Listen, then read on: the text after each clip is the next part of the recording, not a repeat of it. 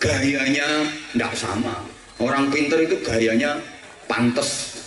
Lihat orang-orang pinter itu kalau bergaya pantes, foto pantes, selfie pantes. Orang pinter, orang bodoh maunya bergaya tapi jadinya lucu, jalannya nggak sama. Orang pinter itu kalau jalan dikawal. Nggak ada orang pinter kok jalan sendirian.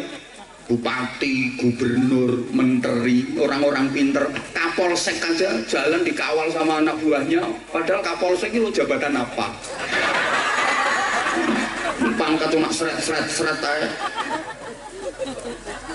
Izin dan nggak mungkin berani komandannya dia teman saya.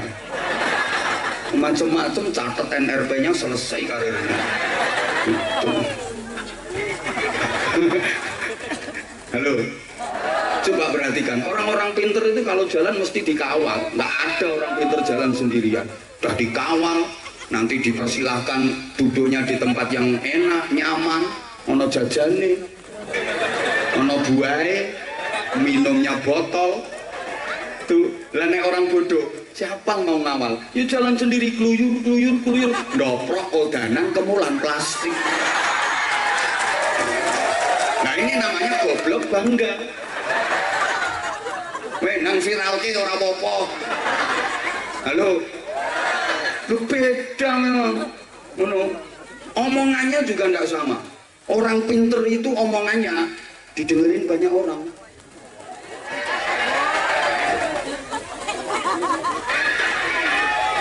Coba rapat.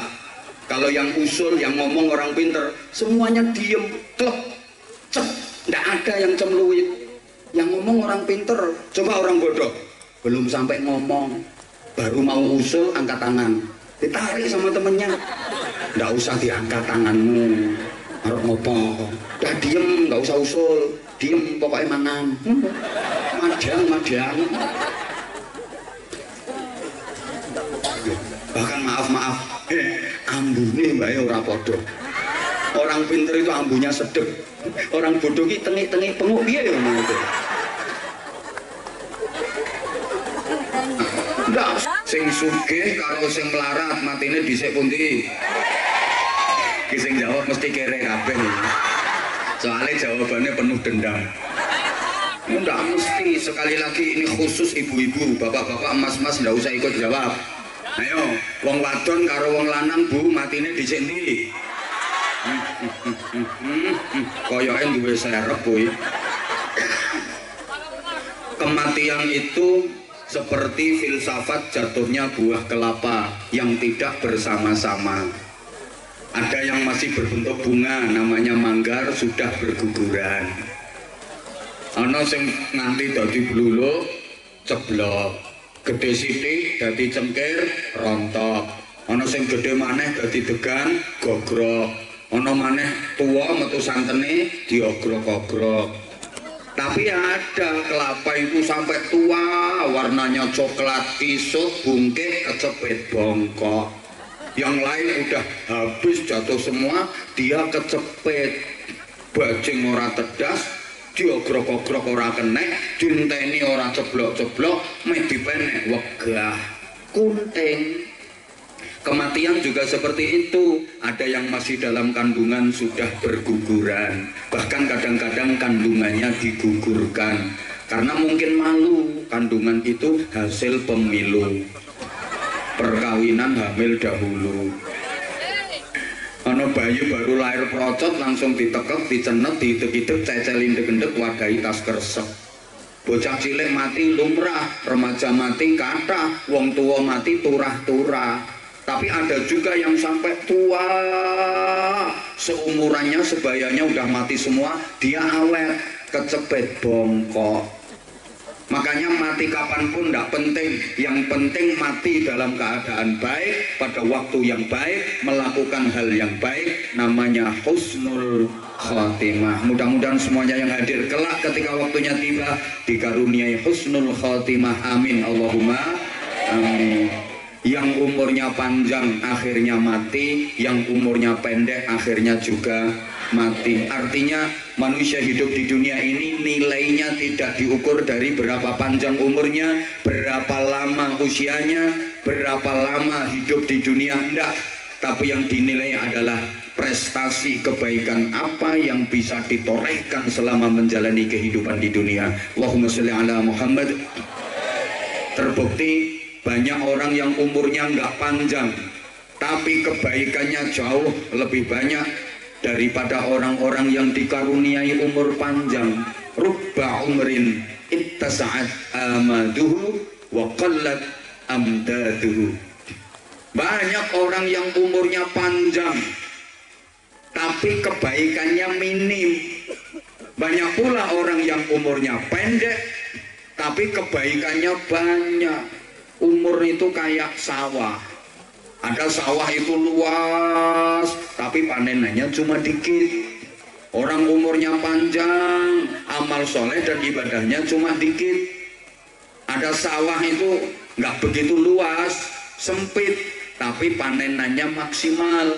Ada orang itu umurnya nggak panjang, pendek, tapi amal ibadahnya, kebaikannya, pahalanya banyak.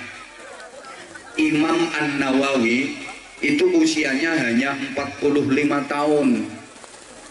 Imam Syafi'i, Muhammad bin Idris Asy-Syafi'i, usianya hanya 54 tahun.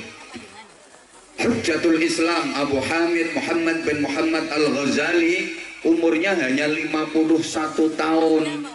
Tapi beliau dikenang oleh dunia, karya-karyanya sangat bermanfaat untuk umat, jasa-jasanya sungguh luar biasa untuk manusia, sehingga sampai saat ini beliau terus dikenang, didoakan, dicontoh, diteladani. Banyak orang yang ingin mengenalnya lebih dekat, padahal beliau sudah wafat. Lah panjenengan masih hidup, bahasa Inggrisnya the meger-meger. Tapi kok nggak ada yang pengen kenal dirimu, mendingan aku. Masih banyak kok yang pengen deket sama aku. Panglima Besar Jenderal Sudirman itu usianya hanya 34 tahun, beliau udah wafat.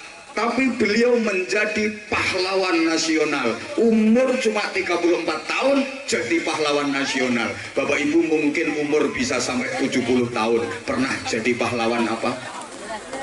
Pahlawan tingkat RT aja enggak.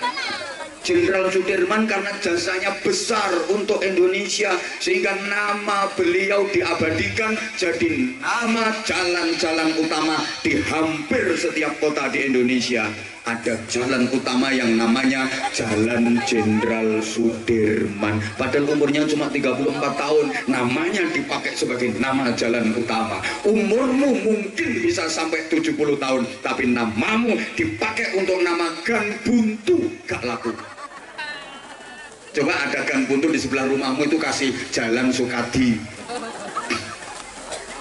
Halo?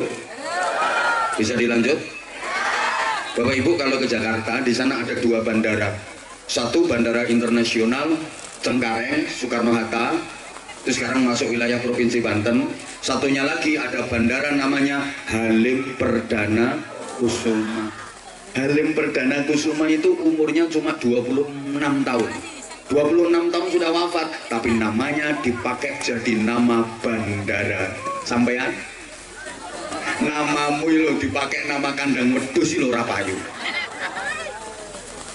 Artinya begini, orang itu kalau punya jasa besar untuk masyarakat akan selalu dikenang, akan selalu didoakan, bahkan kebaikannya diteladani, sehingga orang baik itu hidupnya lebih lama daripada usianya. Saya ulang, orang baik itu hidupnya lebih panjang daripada umurnya. Hayatun ba'da mautih. Mungkin jasadnya sudah mati, orang-orang menyebutnya mati, tapi hakikatnya masih hidup. kayak orang yang masih hidup melakukan amal dan mendapat pahala. Kenapa? Karena kebaikannya diteruskan, dilestarikan oleh generasi-generasi berikutnya, termasuk yang kita hormat haulnya malam ini, Fadilatil Mukarram Al-Maghfurlah Romo Kiai Haji Muslih. Beliau adalah seorang ulama.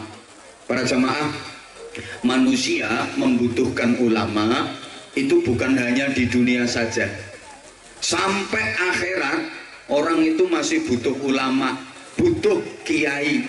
Bahkan sampai di surga itu orang masih butuh ulama, masih butuh kiai. Mang titeni nggih nuwun sewu, panjenengan ini menawi benjang kok sios mlebu swarga. Kira-kira sios napa mboten? Panjenengan semua Bapak Ibu, kalau mungkin nanti kok jadi masuk surga, jadi apa enggak? Mudah-mudahan. Di sana itu masih membutuhkan kiai. Ini ada yang mikir, gawe opo jadi? Masa sih orang di surga masih membutuhkan ulama, masih membutuhkan kiai? Iya. Berdasarkan sebuah hadis dalam kitab Mukhtarul Ahadits, ada disabdakan Rasulullah Shallallahu Alaihi Wasallam, ahlul jannah yahtajuna ila ulamaihim kama hum yahtajuna ila ulamaihim fid dunya. Penduduk surga itu masih membutuhkan ulama-ulamanya. Jadi di surga orang masih butuh kiai. Mohon maaf banget, di surga orang nggak butuh lurah, kepala desa. Di surga orang juga nggak butuh camat. Mohon maaf Pak Camat, karena di surga orang nggak butuh stempel, nggak butuh tanda tangan, nggak butuh proposal. Di surga orang juga nggak butuh polisi, izin Pak Kapolsek, karena di surga kondusif, nggak ada pencuri, nggak ada teroris, aman. Di surga juga nggak butuh tentara, di sana nggak ada makar, nggak ada pemberontakan. Tapi di surga orang masih tetap butuh ulama, butuh kiai. Buat apa? Li'annahum yazurunallaha kulla yaumil jumu'ah bi'tibari ayyamid dunya. Karena penduduk surga itu ada agenda setiap hari Jumat perjamuan dengan Allah, berjumpa dengan Allah, ketemu dan memandang Allah. Dan itu adalah senikmat-nikmatnya, nikmat yang paling nikmat, nikmat yang paling agung, nikmat yang paling indah di surga adalah berjumpa dan memandang Allah.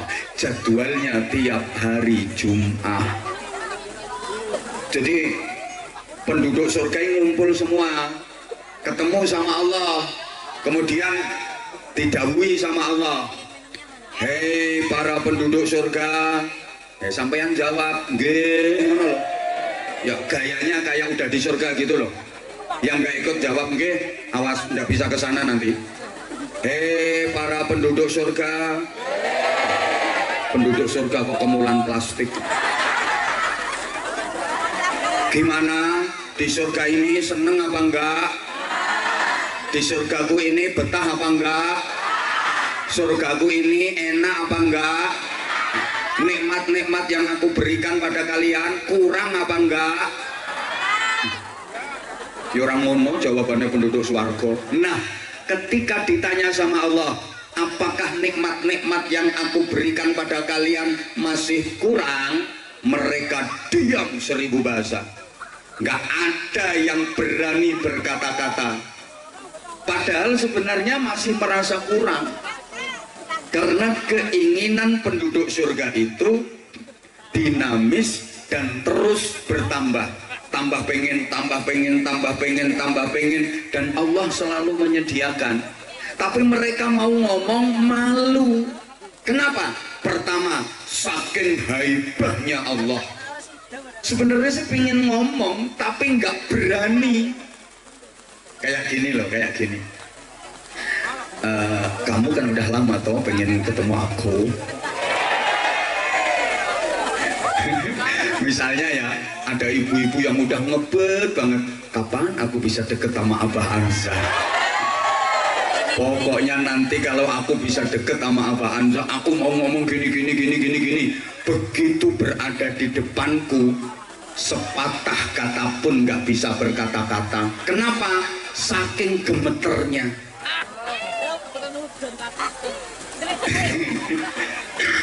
Itu contoh-contoh, ngapunten Bu, ngapunten. Contoh saja. Jenengan loh misalnya udah lama pengen ketemu Pak Presiden. Nanti kalau ketemu presiden aku mau ngomong gini. Begitu ketemu beneran, keluh rasanya lidah. Mboten saged ngomong, saking wibawanya presiden. Apalagi ini di hadapan Allah. Sebenarnya sih pengen minta ini, tapi takut. Yang kedua, malu. Kenapa malu? Udah dikasih nikmat banyak banget, sementara sadar bahwa waktu di dunia dulu ibadahnya nggak seberapa. Maaf, orang Purwakarta, kecamatan apa ini? Purwokerto, kecamatannya Kedung Banteng. Maaf, orang Kedung Banteng ini ibadahnya kan nggak seberapa toh. Bahasa Inggrisnya orang bejaji. Lah, udah dikasih nikmat macem-macem, udah dikasih nikmat banyak banget, kok masih mau minta lagi? Malu. Sadar dulu waktu di dunia sholat juga nggak pernah khusyuk, rawatib, qobliyah, ba'diyah nggak pernah, malam nggak pernah qiyamul lail, nggak pernah tahajud, sholat duha juga nggak pernah. Bahkan ada yang sholat maktubah, sholat fardu aja itu harusnya sehari 5 kali dirubah jadi 5 hari sekali. Jadi kadung kumat sholatnya diropel, usolli fardhu subhi wal dhuhri wal asri wal maghribi wal isya'i keroyokan lillahi ta'ala. Itu pun sholatnya nggak pernah khusyuk. Masa sholat kayak gini kok mau minta lagi sama Allah? Malu. Puasa juga cuma Ramadan naik, puasa sunnah juga nggak pernah. Ramadan itu pun nakalan. Seringkali kalau siang hari wudhu mau sholat duhur, itu pas kemu ya korupsi banyu sidik-sidik. Siapa ngomong pengalaman pribadi? Iya sih, dulu waktu kecil. Ayo, sedekah juga hanya sangat kecil dari rizki yang diberikan Allah kepada kita. Maaf, zikir juga jarang-jarang banget. Orang ibadah kayak gini, udah dikasih nikmat luar biasa sama Allah, mau minta lagi, malu. Sehingga diriwayatkan dalam hadis itu, mereka hanya saling pandang. Pokoknya sawang-sawangan, saling pandang sak koncone, terus jawil-jawilan. Bro, nggonmu kurang apa bro? Nggonku widodari ini kuru-kuru, aku pengen widodari sing montok. Akhirnya fayal tafituna ila ulamaihim, mereka menoleh kepada para ulamanya, minta tolong kepada kiainya untuk lapor sama Allah. Jawil kiai ini, Mbah Yai Musleh, kula pengen duren. Halo? Akhirnya Mbah Yai Musleh nanti yang matur sama Allah, ya Allah, ini ada santri saya namanya Sundari, orang Kedung Banteng, dia pengen duren. Satunya lagi jawil, Mbah Yai, saya pengen es cendol. Nanti Mbah Yai yang matur sama Allah. Jadi maaf ya, para kiai itu nanti di surga menjadi penyampai aspirasi penduduk surga kepada Allah. Keinginan penduduk surga disampaikan kepada kiai, kiainya yang matur sama Allah. Jadi para kiai itu nanti akan menjadi anggota Dewan Perwakilan Rakyat Surga.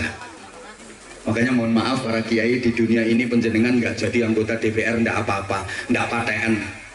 Toh DPR di dunia ini gajinya juga nggak begitu jelas. Apalagi kalau hanya satu periode 5 tahun, modal nyalek nggak balik. Kalau nggak berani motong anggaran, kalau nggak pinter-pinter nyari proyek, nggak bakal balik modalnya. Soalnya masyarakat Kedung Banteng nggak mau nyoblos kalau nggak dikasih duit. Wonten apa mboten? Wonge teko. Aku ngerti ya. Wonge kemulan plastik biru. Nah, wonge lemu pokoknya.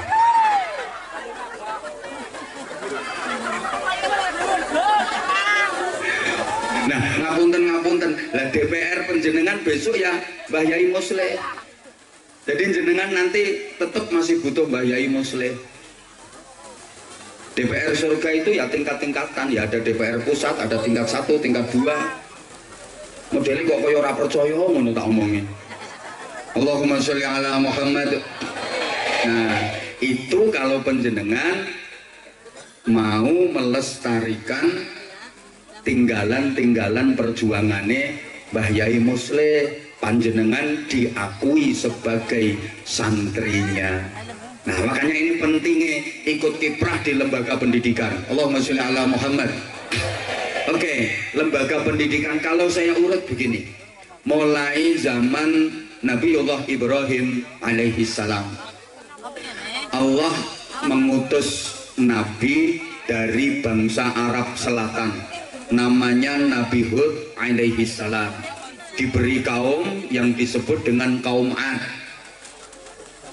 Kalau dalam Al-Qur'annya wa ila adin akhahum huda, dan kepada kaum Ad Allah mengutus saudara mereka Hud alaihi salam. Nah, kaum Ad ini nakal-nakal, akhirnya dihancurkan sama Allah, berarti gagal di Arab Selatan. Kemudian Allah mengutus nabi lagi dari bangsa Arab Utara, namanya Nabi Shalih alaihi salam, diberi kaum yang disebut dengan kaum Samud.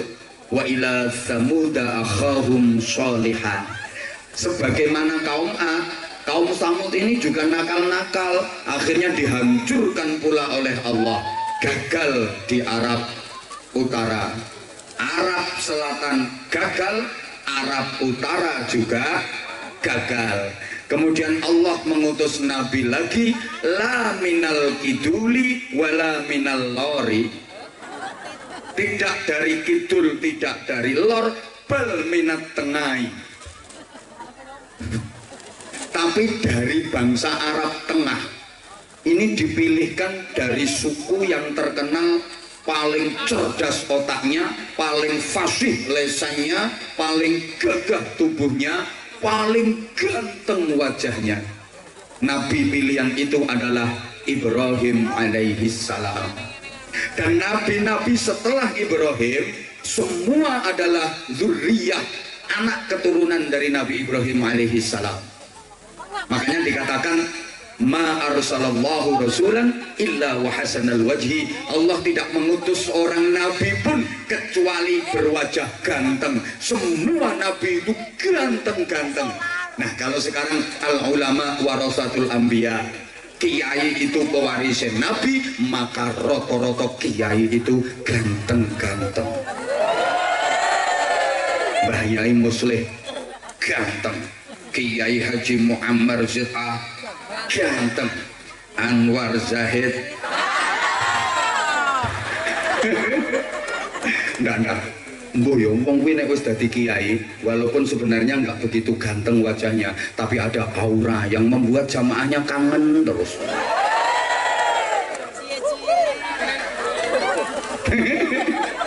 Lah kalau enggak ganteng gimana? Loh, ya enggak apa-apa, itu bukan syarat. Innallaha la yanzuru ila suwarikum wala ila ajsadikum wala ila ahsabikum walakin yanzuru ila qulubikum wa niyyatikum. Yang dipandang dan dinilai Allah bukan wajahmu, bukan bodimu, bukan pula keturunanmu, tapi hati dan niatmu. Lah ini dalilnya kiai sing orang ganteng. Udah, sekarang saya lanjut dulu ceritanya ya. Nabi Ibrahim punya putra dari istri yang bernama Siti Hajar. Nama putranya adalah Ismail alaihi salam. Oleh Allah diberi pusaka Masjidil Haram di Makkahul Mukarramah. Punya putra lagi dari istri Siti Sarah, nama putranya Ishak alaihi salam. Oleh Allah diberi pusaka Masjidil Aqsa di Baitul Maqdis Palestina. Makanya perjalanan Isra-nya Rasulullah itu minal Masjidil Haram ilal Masjidil Aqsa, itu napak tilas. Nabi Ismail pusakanya Masjidil Haram, Nabi Ishak pusakanya Masjidil Aqsa. Sehingga sebelum dimi'rajkan, Rasulullah menempuh perjalanan Isra itu minal Masjidil Haram ilal Masjidil Aqsa. Allahumma sholli ala Muhammad. Oke. jalur Nabi Ismail alaihi salam ini menurunkan bangsa Arab. Jadi negara-negara Timur Tengah itu rata-rata dari keturunan Nabi Ismail. Nah, yang dari jalur Nabi Ishak punya putra namanya Nabi Yakub alaihi salam. Dari Nabi Yakub ini lahir Bani Israel. Jadi Bani Israel itu keturunan dari Nabi Yakub alaihi salam. Bani Israel ini bangsa uang pinter-pinter, gudangnya orang pinter-pinter, bahkan gudangnya Nabi itu Bani Israel. 124.000 Nabi itu yang paling banyak keturunan Bani Israel. Bahkan para jamaah, Bani Israel itu apa ya, serakah. Bukan hanya urusan ekonomi, sampai soal Nabi pun Bani Israel itu serakah. Maunya Nabi itu harus dikuasai Bani Israel semua. Sehingga sampai sekarang pun Bani Israel nggak mau mengakui kerasulan Nabi Muhammad Shallallahu Alaihi Wasallam. Kenapa? Karena Nabi Muhammad bukan keturunan Bani Israel. Dulu kalau ada Nabi yang bukan keturunan Bani Israel, itu di Bani Israel kan direbut untuk dibawa ke Bani Israel. Contoh Nabi Ayub alaihi salam. Nabi Ayub itu nabinya bangsa Eropa. Nabi Ayub itu diutus di Yordania. Akhirnya diambil cucu menantu sama Nabi Yusuf, dinikahkan dengan cucu perempuannya Nabi Yusuf yang bernama Siti Rahmah. Kemudian Nabi Ayub diboyong, dibawa ke Bani Israel. Yordania, bangsa Eropa, kehilangan Nabi. Tapi lumayan, udah pernah punya Nabi. Walaupun akhirnya kehilangan Nabi, tapi kan udah pernah punya Nabi. Daripada Indonesia setiap punya Nabi pasti palsu. Betul? Hari ini ngaku jadi Nabi, 2 hari kemudian ditangkap sama polisi. Itulah nasib nabi-nabi di Indonesia. Indonesia ini luar biasa. Yang ngaku jadi nabi itu nggak terhitung. Masih ingat dulu ada orang namanya Ahmad Musaddiq ngaku jadi nabi, padahal dia guru olahraga. Katanya diberi wahyu malaikat Jibril itu di Bogor. Bahkan ada perempuan namanya Lia Aminuddin dulu ngaku jadi nabi, lama-lama dia malah ngaku jadi malaikat Jibril. Lah karena menyesatkan, tangkap polisi, masukkan penjara. Ini termasuk prestasi buat polisi Indonesia, mampu menangkap malaikat Jibril. Ya berdoa aja mudah-mudahan sebentar lagi yang ketangkep malaikat Israel. Aman sampean. Malah ada lagi di Malang itu mantan petinju namanya Yusman Roy. Dia ngaku jadi nabi dan dia mengajarkan sholat itu boleh diterjemah pakai bahasa apapun, pakai bahasa masing-masing. Jadi lucu, sholat nggak pakai bahasa Arab, ya pakai bahasa Indonesia. Jadi kalau ngimami ya Allah Maha Besar. Nah ini kalau makmumnya orang Betawi ya Allah gede banget. Lah kena tetangga saya orang Bojonegoro, Gusti Allah Gaudi. Wong Purwokerto ya Gusti Allah ageng sanget. Yang lucu orang Madura, Allah Maha Jeraja tak ya.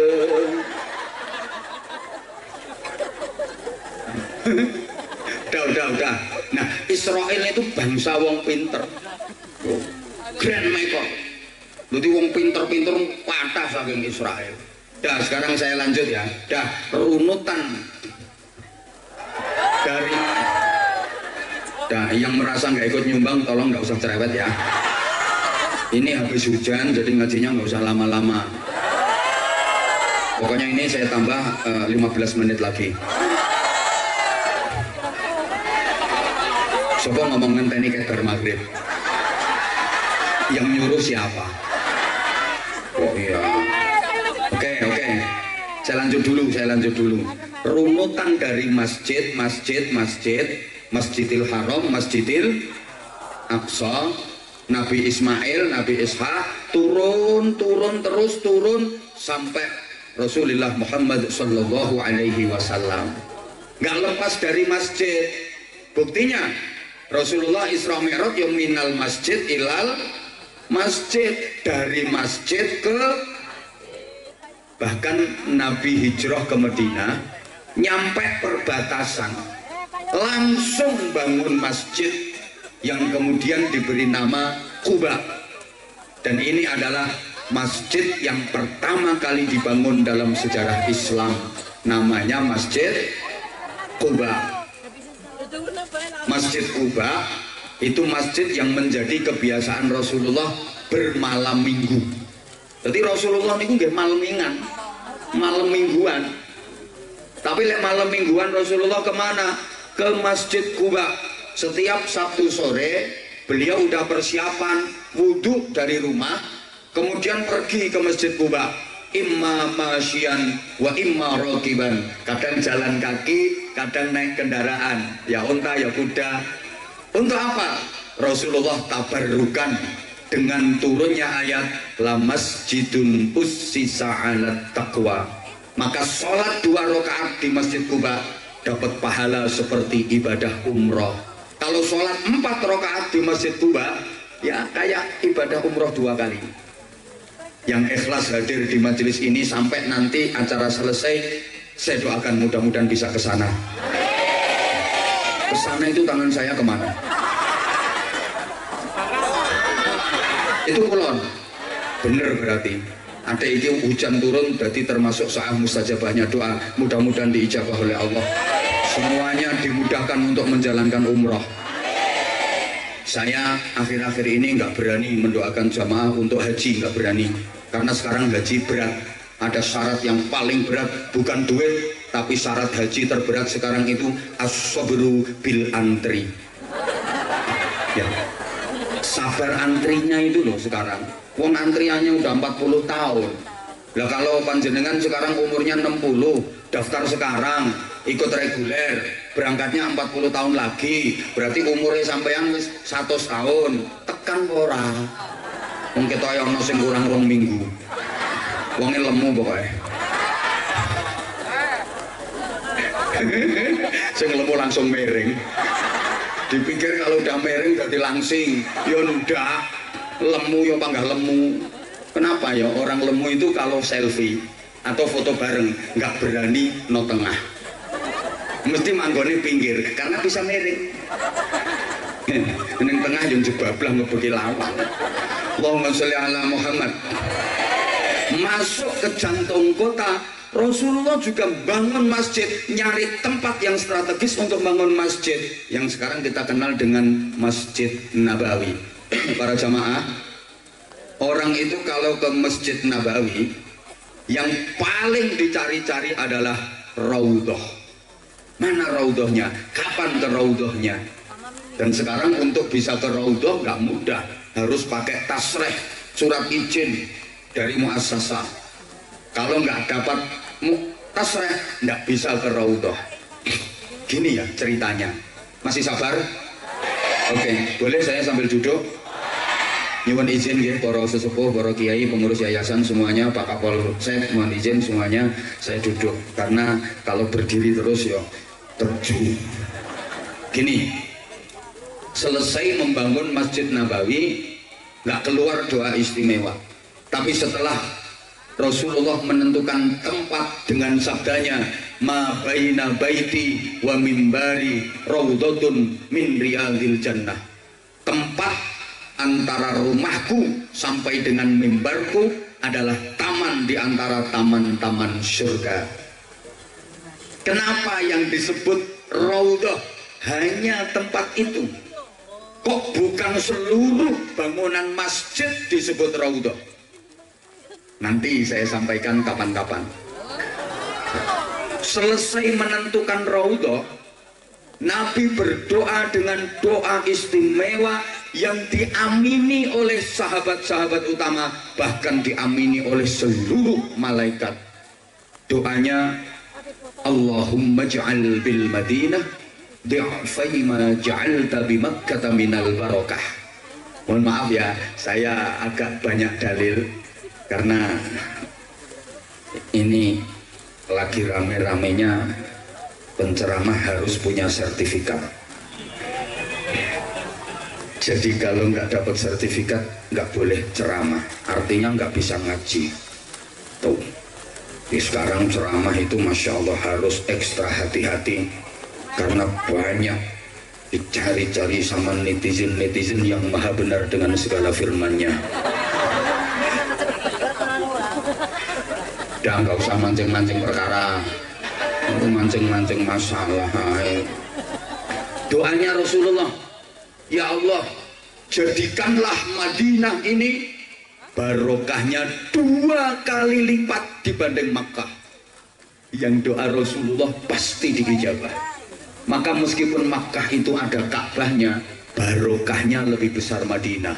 Bagi Bapak Ibu yang pernah haji atau umroh, insya Allah bisa merasakan di Makkah itu nikmat, nyaman, damai. Tapi di Madinah jauh lebih nikmat, jauh lebih damai, jauh lebih nyaman. Betul? Alah gaya murung tau merono jawab betul. Lu memang iya, suasana lu neng Mekah niku seneng banget, nikmat, indah, tentrem, bahagia. Apalagi di Madinah. Lho kula piyambak niku Bapak Ibu, lek wonten ngene Madinah niku rasa-rasane uga arep mulih. Wis kepingine tinggal ning kono selamanya. Nikmat. Wis ning kono ora mikir jadwal pengajian, ora mikir ngkone beras bocah-bocah. Nikmatnya luar biasa. Loh, Mekah punya Ka'bah, iya, Madinah punya Rasulullah Muhammad Shallallahu Alaihi Wasallam. Loh, kenapa Madinah lebih besar barokahnya daripada Mekah? Mekah itu simbol amal, Madinah simbol ilmu. Amal dengan ilmu lebih utama ilmu.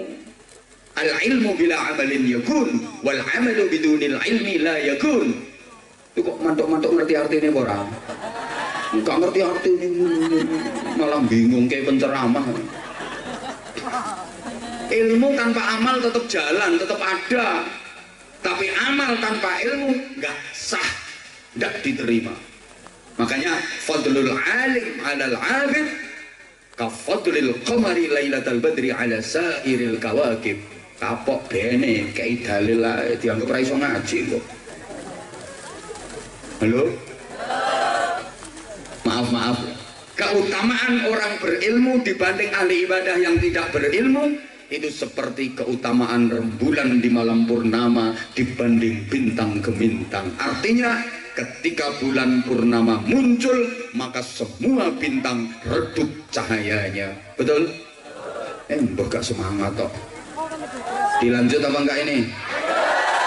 Makanya punya ilmu itu penting. Orang berilmu dengan orang tidak berilmu itu beda. Qul hal yastawil ladzina ya'lamuna wal ladzina la ya'lamun. Tidak sama orang pintar dengan orang bodoh. Sekarang jangan bilang goblok. Bodoh saja. Wong pinter karo wong oon. Padahal oon ya bodoh karo goblok. Tidak sama. Apanya yang tidak sama? Ya semuanya tidak sama. Gayanya tidak sama. Orang pinter itu gayanya pantas. Lihat orang-orang pinter itu kalau bergaya pantas, foto pantas, selfie pantas. Orang pinter, orang bodoh maunya bergaya tapi jadinya lucu. Jalannya nggak sama. Orang pinter itu kalau jalan dikawal. Enggak ada orang pinter kok jalan sendirian. Bupati, gubernur, menteri, orang-orang pinter, kapolsek aja jalan dikawal sama anak buahnya. Padahal kapolsek itu jabatan apa? Pangkat cuma seret aja. Izin dan nggak mungkin berani komandannya dia teman saya. Macam-macam catat NRP-nya selesai karirnya. Itu. Halo, coba perhatikan. perhatikan, orang-orang pinter itu kalau jalan mesti dikawal. Nggak ada orang pinter jalan sendirian. Udah dikawal, nanti dipersilahkan duduknya di tempat yang enak, nyaman, ono jajane, ono buahe, minumnya botol. Tuh, lah nek orang bodoh, siapa mau ngawal? Ya jalan sendiri, kluyur, ndoprok kodanan kemulan plastik. Nah ini namanya goblok bangga. Weh nang viral ki ora apa-apa. Halo. Lu beda memang. Ngono. Omongannya juga enggak sama. Orang pinter itu omongannya didengerin banyak orang.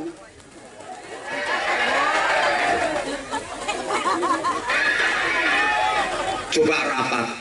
Kalau yang usul, yang ngomong orang pinter, semuanya diem, klep, cep, nggak ada yang cemluit. Yang ngomong orang pinter, coba orang bodoh, belum sampai ngomong, baru mau usul, angkat tangan, ditarik sama temennya, nggak usah diangkat tanganmu, harus ngopong, udah diem, nggak usah usul, diem pokoknya mangan, madang. Bahkan maaf, ambune mbake ora padha. Orang pinter itu ambunya sedep. Orang bodoh ki tengik-tengik penguk piye ya ngono itu.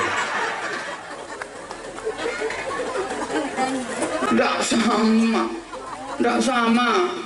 Orang pinter sama orang bodoh itu. Lu apalagi ibadahnya jauh. Wong tidurnya aja nggak sama. Naumul alim khairun min ibadatil jahil. Tidurnya orang berilmu lebih baik daripada ibadahnya orang bodoh. Kenapa? Lah, orang berilmu itu kalau tidur pakai ilmu, dia tahu ilmunya tidur, maka tidurnya bisa bernilai pahala. Sedangkan orang bodoh melakukan ibadah, nggak tahu ilmunya. Baca Qur'annya juga nggak sama. Nah, ayatun min alim khairun wa ahabbu ilallah min juz'in wahidin minal jahil. Orang alim baca Quran satu ayat itu lebih baik dan pahalanya lebih banyak daripada orang bodoh baca satu juz. Orang pinter, kan yang di panggung ini pinter, baca satu ayat itu pahalanya lebih banyak daripada orang bodoh.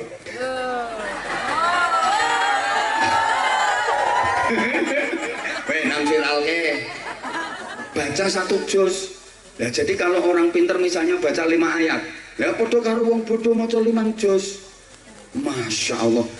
Kenapa kok begitu? Karena orang berilmu, orang pinter itu kalau baca Quran angen-angen sak maknane. Lah kalau orang bodoh kan angen-angen sak mangane.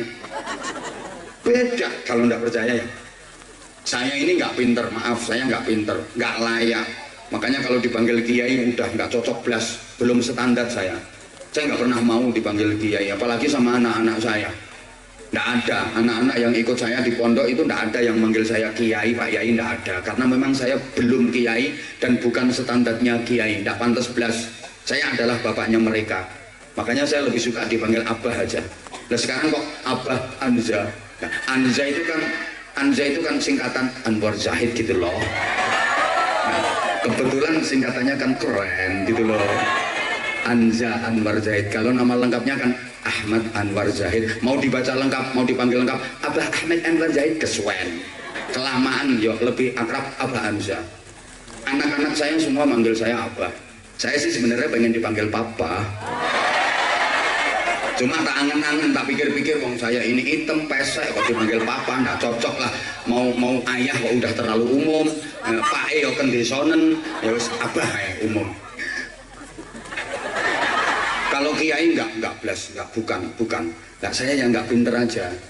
Teman tak kasih tahu ya.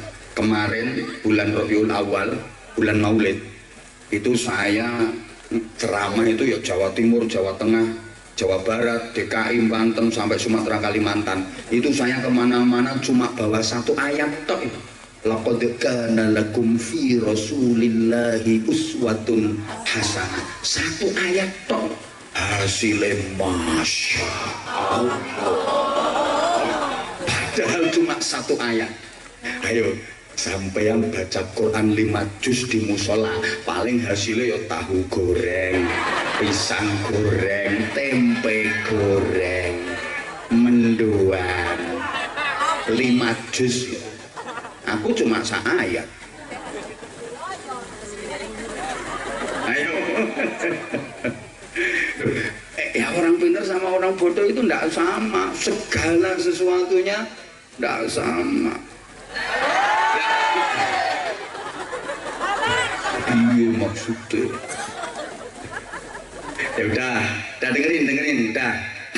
Sekarang kenapa hanya tempat itu yang disebut Raudhah, yang luasnya kurang lebih 28 kali 16 meter, panjang 28, lebar 16 meter, kurang lebih. Saya sendiri nggak pernah mengukur. Ya kira-kira kok nggak seluruh bangunan Masjid Nabawi disebut Raudhah, taman surga? Kok hanya itu antara rumah sampai mimbarnya Nabi yang disebut Raudhah? Sebab di tempat itulah Rasulullah mengajar dan mendidik sahabat-sahabatnya yang adalah murid-muridnya, yang berarti santri-santrinya. Berarti di tempat itu Rasulullah membangun lembaga pendidikan. Allahumma sholli ala Muhammad. Namanya Raudhah. Untuk tempat ngaji, Rasulullah ngajar sahabat-sahabatnya, murid-muridnya di Raudhah itu. Dan menurut penelitian hadis, malaikat Jibril datang menjumpai Rasulullah menyampaikan wahyu lebih sering ke Raudhah dibanding ke masjidnya. Tanyakan ke ahli-ahli hadis. Aku kan udah ngomong, aku bukan kiai, aku hanya cerita-cerita tok. Ya jangan tanya ke saya. Pokoknya infonya ngono. Ya infonya begitu. Malaikat Jibril menemui Rasulullah menyampaikan wahyu itu, kalau nggak keliru ya kurang lebihnya, ke Raudhahnya udah 177 kali, sementara di masjidnya ada 70 sekian kali, entah 74 nah berapa kali, aku lupa pokoknya. Pokoknya akhirnya Raudhah lah wis ngono ae, timbangane kok diteliti malah salah kabeh. Loh, berarti di Raudhah itu Rasulullah membangun lembaga pendidikan, membangun pesantren. Nabi membangun pondok pesantren di situ. Dan santrinya Rasulullah banyak. Ada santri muridnya Rasulullah yang berasal dari Jerman, namanya Suhaib Ar-Rumi, dari Jerman mondok ke Rasulullah. Ada yang dari Persia, Iran, namanya Salman Al-Farisi. Kan sahabat itu ada yang la minal muhajirin wala minal ansor, bukan sahabat muhajirin, bukan sahabat ansor. Itu tinggalnya di teras-teras masjid, biasa disebut ashabus suffah, sahabat yang menghuni teras-teras masjid. Ketuanya Abdurrahman bin Sahr alias Abu Hurairah, itu kepala pondok pesantren zaman Rasulullah. Ada santri yang berasal dari Afrika, namanya Bilal bin Rabah, mondok ke tempatnya Rasulullah. Makanya sampai sekarang pondok pesantren serius, pondok beneran, itu santrinya dari banyak daerah. Coba perhatikan pondok-pondok yang serius, yang pondok beneran, kayak pondok Lirboyo, pondok Ploso, pondok Langitan, pondok Sarang, santrinya mesti dari berbagai daerah. Itu pondok serius. Nah kalau santrinya masih ngutek 2 RT 3 RT, itu agak pondok pesantren, rodok-rodok. Kiai kalau kiai serius, kiai sungguhan, santrinya mesti berbagai daerah. Perhatikan loh, kiai-kiai alim, kiai-kiai sepuh, itu santrinya mesti dari berbagai daerah. Nah kalau punya santri masih 2 RT, jangan ngaku dulu kiai, jangan, ya rondok kiai. Halo? Ya Allah, ditaruhnya apa orang? Nah oke, ini denger ya, istrinya Rasulullah yang diajak ngasuh pesantren itu Sayyidah Aisyah. Loh, istrinya Rasulullah banyak, tapi yang diajak ngasuh pesantren, terjun di dunia pendidikan, itu Sayyidah Aisyah. Makanya Nabi menyatakan, inna ahabban nisa ilayya Aisyah wa inna ahabbar rijali ilayya abuha. Wanita yang paling aku cintai itu Aisyah, laki-laki yang paling aku cintai itu ayahnya Aisyah, Abu Bakar Siddiq. Kenapa Sayyidah Aisyah paling dicintai oleh Rasulullah? Apakah karena beliau cantik? Ternyata bukan karena kecantikannya. Memang Sayyidah Aisyah itu cantik luar biasa, dah cantik, pinter, cerdas, jenius, brilian, berakhlak mulia, perawi hadis, cantik pula. Kalau di sini kayak mana ya? Misalnya ya, sebentar izin Kapolsek ya, kesempatanku neng ini kita koyo. Nah, cantiknya kayak mana ya? Sebentar. Oh, kayak tuwek yang ngacung. Kamu mau soal Aisyah ngono. Taruh mana ya? Nggak ada. Loh, bukan berarti orang Kedung Banteng ini nggak cantik-cantik ya, cantik-cantik sih. Tapi kalau dibanding Sayyidah Aisyah, sorry ya, kamu nggak level tahu. Bukan karena kecantikannya, tapi karena apa? Ya karena Sayyidah Aisyah itu ikut terjun di pendidikan.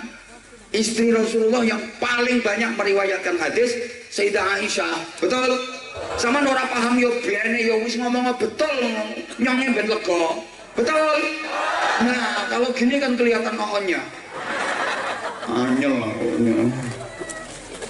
Nah, udah tak ring ke saya lagi. Waktunya. Rasulullah nggih ngajar para sahabat, kemudian para sahabat mengajar tabi'in. Tabi'in ini muridnya sahabat. Dari sini dikatakan farubba muballagin aw amin sami'in. Banyak orang yang diomongi lebih bisa menampung ilmu dibanding orang yang mendengar secara langsung. Saya ulang, banyak orang yang diomongi itu lebih bisa menampung ilmu dibanding orang yang mendengar langsung. Yang mendengar langsung dari Rasulullah para sahabat, kemudian tabi'in diomongi sama sahabat. Maka kalau kita teliti disiplin keilmuan itu banyak yang lahir pada masa tabi'in. Ilmu nahwu itu lahirnya di masa tabi'in, ilmu tafsir ada mulai di masa tabi'in. Ya Allah, kaya ora dong ngono diomongi. Sedih aku ngene iki. Loh, zaman sahabat enggak ada ilmu nahwu. Pernah dengar Abu Bakar Siddiq bicara soal tamyiz, bicara soal maf'ul mutlak, mubtada khobar? Tidak ada. Itu mulai zaman tabi'in. Allahumma sholli ala Muhammad. Maka guru dikatakan sukses itu kalau punya murid yang reputasinya bisa melebihi gurunya, itu guru sukses. Kiai dikatakan sukses kalau punya santri yang kapasitasnya bisa lebih hebat daripada kiainya, itu kiai sukses. Makanya ciri utama kiai itu akan merasa bangga, bahagia ketika punya santri yang lebih hebat daripada dirinya. Tidak ada kiai takut disaingi santrinya. Kalau takut disaingi atau apalagi takut kalah sama santrinya, berarti bukan kiai itu. Ono kiai kok disaingi santrine, itu bukan kiai. Saya yang bukan kiai saja, kalau punya murid, maaf, terpaksa tak sebut murid, di sekolah-sekolah itu lagi lomba kok menang, dapat juara, Masya Allah, bangganya luar biasa. Orang tua dikatakan berhasil dan sukses kalau punya anak yang prestasinya lebih hebat daripada orang tuanya. Itu orang tua sukses. Contoh wes, bapaknya Pak Kapolsek, ini saya katakan sukses beliau. Sukses. Bapaknya Pak Kapolsek itu bukan polisi bukan tadi. Bukan, saya tahu. Bukan polisi loh. Makanya saya bikin contoh, gitu loh. Bapaknya beliau, maaf izin dan ya, orang biasa gitu kan. Tapi punya putra jadi polisi, kapten, Ajun Komisaris Polisi, jadi Kapolsek. Berarti bapaknya Pak Kapolsek hebat, sukses. Lah Kapolseknya hebat apa enggak? Ya tunggu, anaknya bisa lebih hebat daripada bapaknya apa enggak? Kalau anaknya beliau jadi Kapolres, minimal kombes lah anaknya, sukses beliau. Lah nek bapaknya Kapolsek, anaknya kok belantik wedhus, berarti gagal.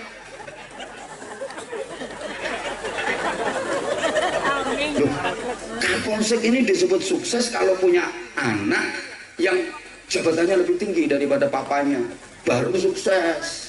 Kadang kan Di rumahnya pora tuh itu. Orang tuh, makanya setiap orang tua pasti punya cita-cita punya anak lebih hebat daripada orang tuanya. Betul? Sejelek-jelek orang tua pengen anaknya baik. Betul? Sing jawab betul ini memang orang tua jelek. Maling kok jelek-jeleknya orang. Nggak ada punya cita-cita anaknya jadi maling.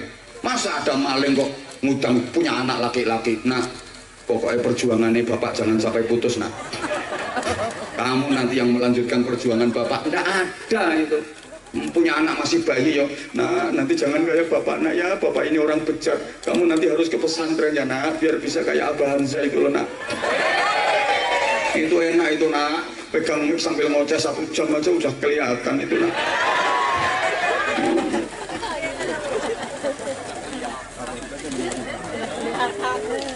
Mbah Yai Muslim, beliau orang sukses karena murid-murid beliau, santri-santri beliau bisa terus melanjutkan perjuangan beliau. Yayasan Al-Hidayah udah nyebar di mana-mana. Lah itu namanya orang sukses. Itu loh. Muka-muka faham, muka-muka faham.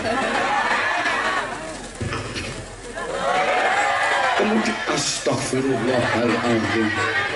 Ya udah terus turun sampai ke Indonesia. Wes kesuwen kok. Islam masuk ke Indonesia dibawa oleh para aulia, para wali, diteruskan oleh para ulama, para kiai sampai hari ini. Datangnya Islam ke Indonesia kurang lebih abad ke-14 pasca runtuhnya kerajaan Majapahit. Jadi dibanding negara-negara lain, masuknya Islam ke Indonesia itu agak telat. Ini secara pergerakan ya, secara organisasi. Kalau secara person, secara individu, abad ke-10 sudah. Tapi secara pergerakan, Islam masuk ke Indonesia itu abad ke-14, 1400, pokoknya tahun 1400-an. Halo? Halo? Telatlah dibanding negara-negara lain. Padahal Islam udah merambah Afrika, bahkan Eropa, itu akhir abad ke-6, awal abad ke-7. Tapi di Indonesia baru abad ke-14. Telat. Makanya ini jadi budaya masyarakat kita. Acara apa saja wajib telat. Ada kiai diundang ceramah jam 9, datangnya jam 10.